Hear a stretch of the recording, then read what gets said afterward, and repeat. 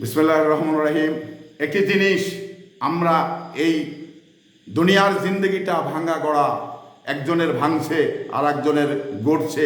যেমন নদীর একুল ভাঙে অকুল গড়ে, তেমনিভাবে কিন্তু এই আমাদের দুনিয়ার জিন্দগিতে মানুষের ক্ষেত্রেও কিন্তু এইরকমই ঘটে।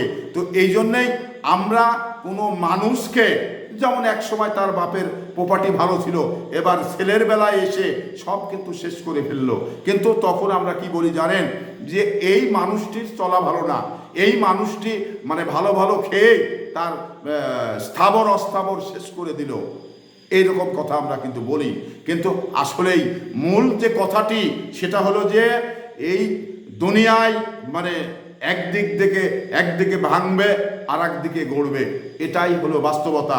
তো এই জন্যেই মানে ভদ্র মানুষও আপনার শ্রমিকের কাজ করতে পারে, তাকে এমন কিছু বলা উচিত হবে না যা তার আত্মসম্মানে আঘাত লাগে, কারণ এগুলো ভাঙা গড়া কিন্তু আল্লাহর মধ্য দিয়ে, আল্লাহর নিয়ন্ত্রণেই এটা কিন্তু ঘটে।